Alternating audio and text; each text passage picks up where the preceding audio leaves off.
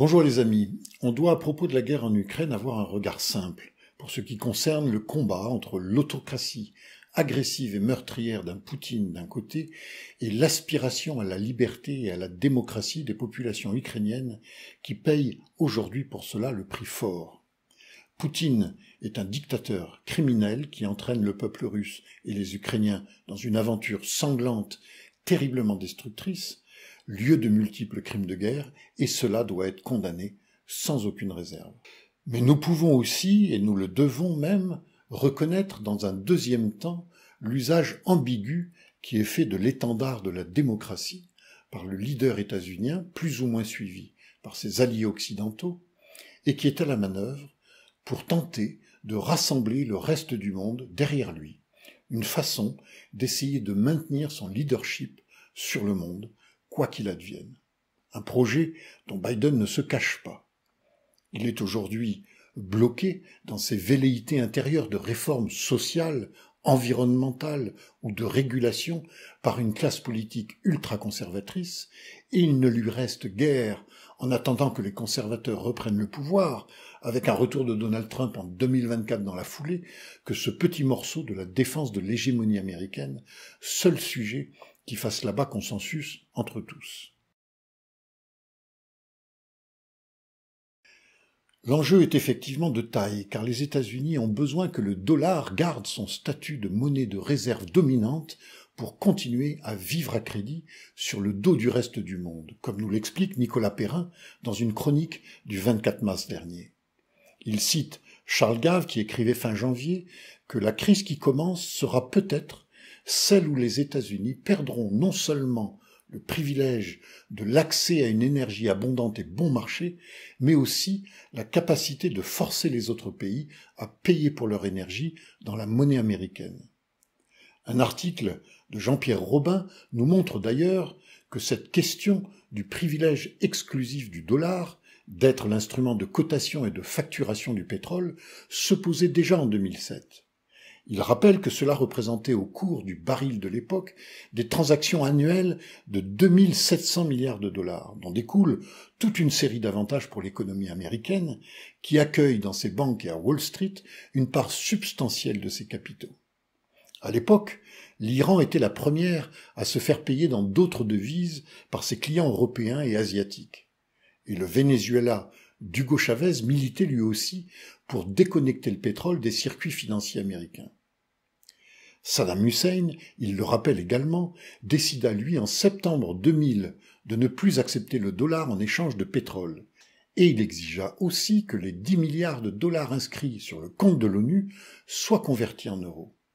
Et il en fut ainsi jusqu'à l'intervention américaine en Irak en mars 2003 qui mit immédiatement fin à cette euroïsation du pétrole irakien.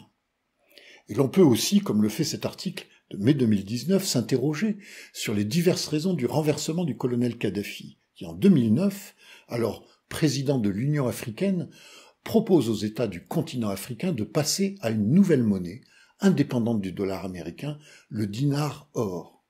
Le but de cette nouvelle monnaie, détourner les revenus pétroliers libyens vers des fonds contrôlés par l'État plutôt que par des banques américaines. En bref, de ne plus utiliser le dollar pour les transactions pétrolières. L'Égypte, le Nigeria, la Tunisie ou encore l'Angola étaient prêts à changer de monnaie. On peut aussi remarquer que ce projet pouvait être une menace pour le franc CFA et les intérêts de la France dans la région.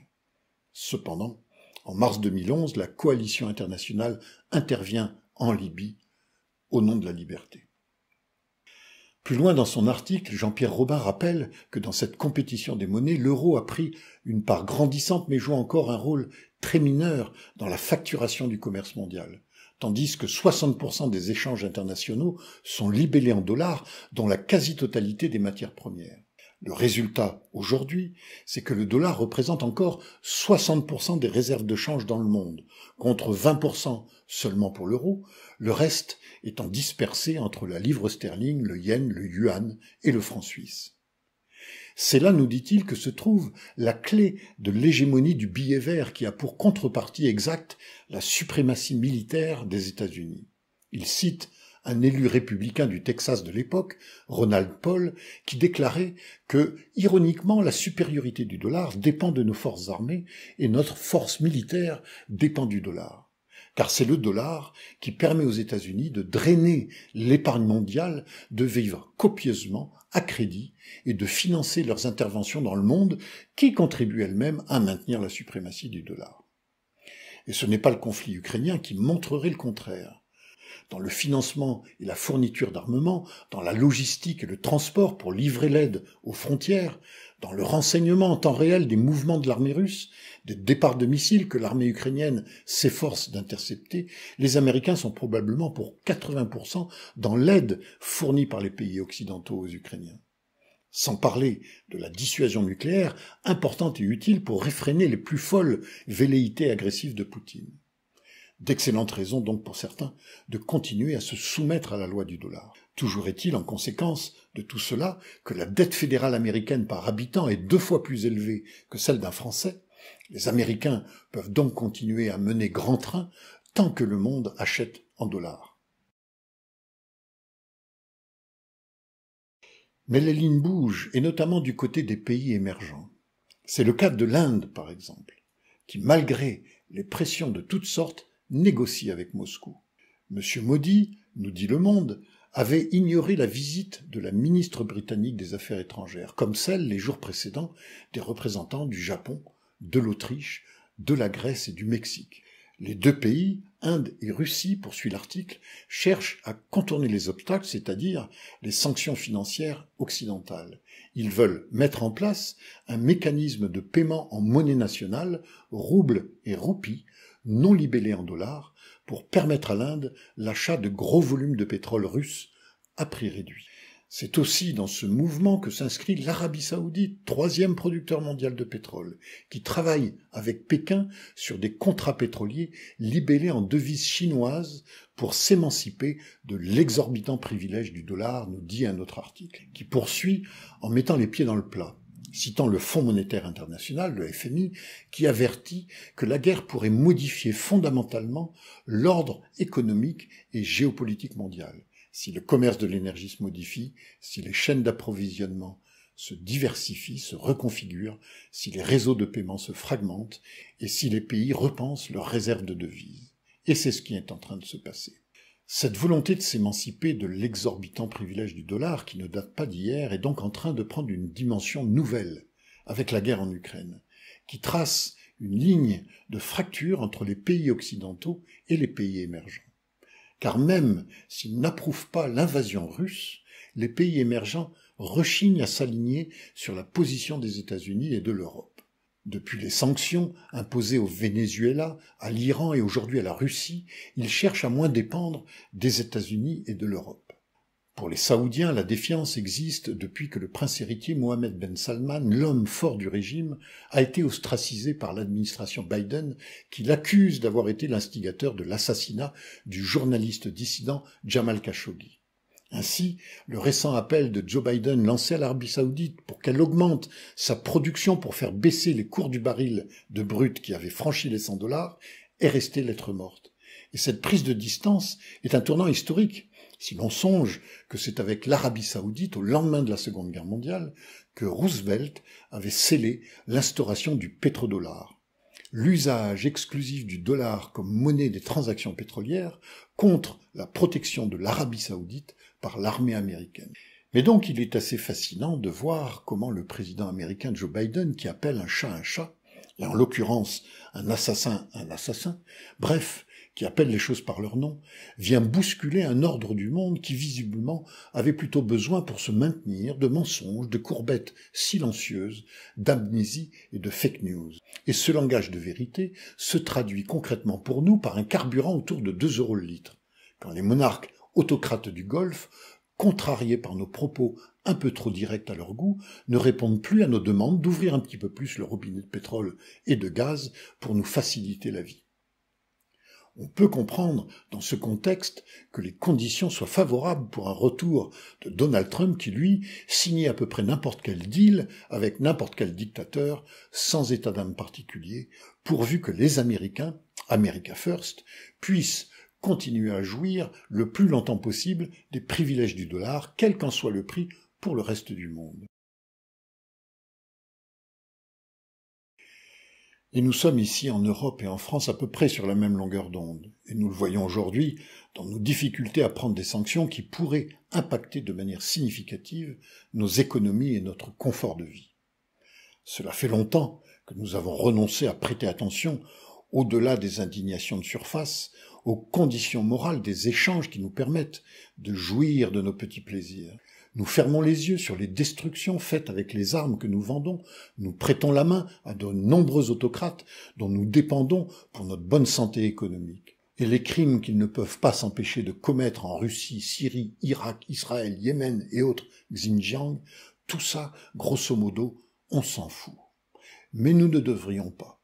Car les autocrates sont de plus en plus nombreux à gouverner et de plus en plus agressifs et malins pour se faire entendre, n'hésitant plus, pour ceux qui en ont les moyens, à brandir la menace nucléaire pour faire pencher les rapports de force en leur faveur.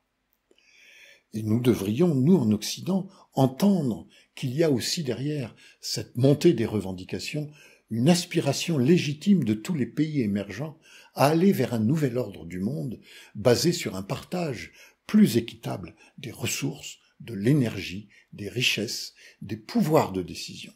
Et que la même réduction des inégalités que nous souhaitons en interne de nos sociétés développées est attendue à l'échelle plus globale de la totalité du monde.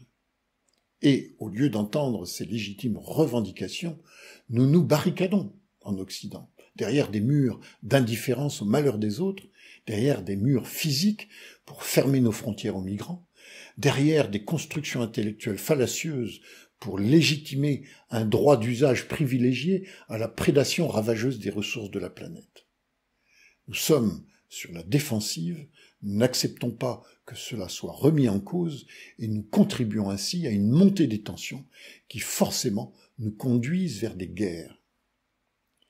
Et nous devrions nous méfier des populistes qui jouent sur les peurs du déclin, réveillent les velléités guerrières, nationalistes, voire impérialistes, et veulent user davantage des rapports de force. Nos outils de destruction sont aujourd'hui d'une puissance incroyable, et leur usage entraîne toujours vers des aventures qu'on finit par ne plus contrôler. La barbarie est présente en chacun de nous, nous la voyons s'exprimer à nos portes quand surgit un contexte qui la favorise, elle gronde à bas bruit dans bien des discours que l'on entend un peu partout. Et il y aurait urgence à se ressaisir. L'Ukraine pourrait être cette chance de nous réveiller pour porter enfin une vraie attention au désordre de nos pensées et discours. On ne tient pas impunément des paroles de rejet, de haine, d'égoïsme, de chacun pour soi, de fabrication d'un ennemi, mais tout cela foisonne dangereusement sur les réseaux sociaux, les médias, les discours politiques. Et l'heure ne devrait pas être au repli sur soi et à l'indifférence. Tout ce qui se passe aujourd'hui dans le monde peut demain nous impacter directement. Les pandémies, la crise climatique, un conflit nucléaire, les crises migratoires ont ceci en commun que leurs effets ne s'arrêtent pas aux frontières. En conséquence de quoi, nous sommes dorénavant, chacun sur cette terre, co-responsables de tout ce qui advient dans le monde et aux autres. Mais il y a un prix à payer pour éviter le pire, pour nous autres habitants des pays riches. Nous devrions accepter de nous engager volontairement dans une démarche d'ouverture aux autres, être prêts à remettre en cause nos privilèges, à les remettre dans un pot commun de l'humanité, à nous engager enfin vers la sobriété, seule voie pour ouvrir les possibilités d'un rééquilibrage de la répartition des ressources du monde et apaiser les conflits.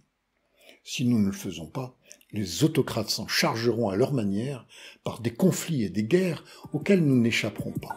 C'est à nous de voir, c'est entre les mains de chacun d'entre nous.